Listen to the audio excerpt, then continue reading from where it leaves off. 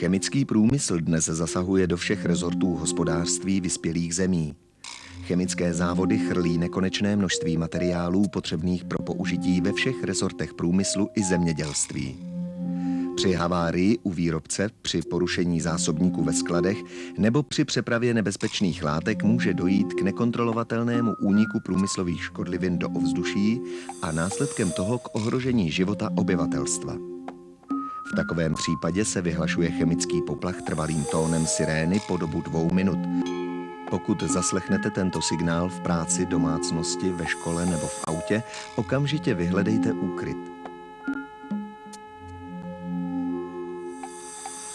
Vyhledat úkryt znamená zůstat doma nebo vstoupit do nejbližší budovy, obytného domu, obchodu, školy, úřadu a podobně. V této budově je třeba uzavřít okna, dveře, případně ventilaci. Dle možnosti potom proveďte jejich utěsnění lepící páskou.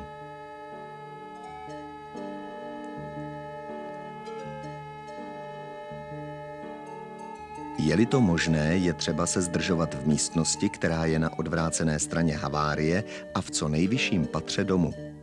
K ukrytí zásadně nepoužívejte sklepy a podzemní místnosti, protože největší koncentrace nebezpečných látek se ve většině případů drží při zemi.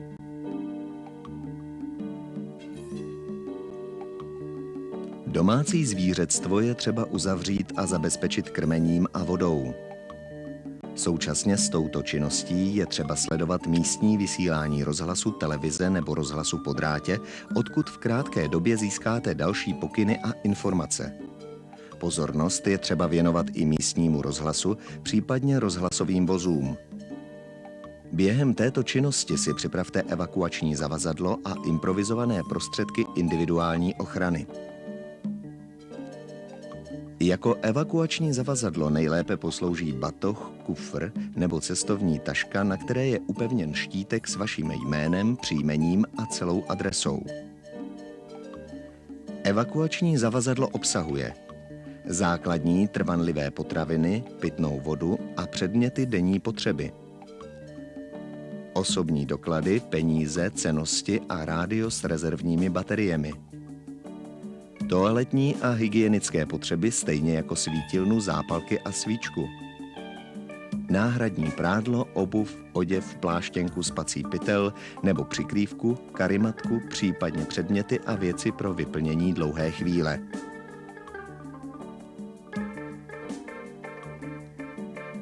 Jako improvizované prostředky individuální ochrany dýchacích cest lze použít navlhčený kapesník, ručník nebo utěrku. Vhodný je mnohonásobně přeložený a navlhčený toaletní papír, ubrousek nebo buničitá vata vložená do silonové punčochy. Hlavu si chraňte čepicí, kloboukem, šálou, kulichem nebo kuklou tak, aby vlasy byly úplně zakryty a zvolená pokrývka chránila též čelo, uši a krk. Na oči používejte motoristické nebo lyžařské brýle, u kterých přelepte všechny větrací otvory.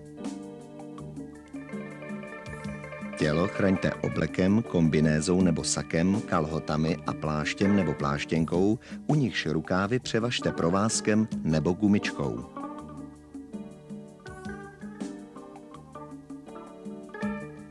Na ochranu nohou použijte nejlépe gumové holínky nebo vysoké boty. Na ruce navlékněte rukavice, nejlépe gumové, případně je omotejte kusem látky. Pokud na základě pokynu z rozhlasu, televize nebo místního rozhlasu budete muset rychle opustit místo, kde se nacházíte, nezapomeňte uzavřít přívod plynu a elektřiny, uhasit otevřený oheň, vzít si evakuační zavazadlo, na pokyn nasadit prostředky individuální ochrany, přesvědčit se, zda i sousedé vědí, že mají odejít, pomoci starým a nemocným lidem, postarat se o děti bez dozoru a dostavit se na určené místo pro vyvedení obyvatelstva. Další činnost provádějte dle pokynů pracovníků určených k provedení evakuace.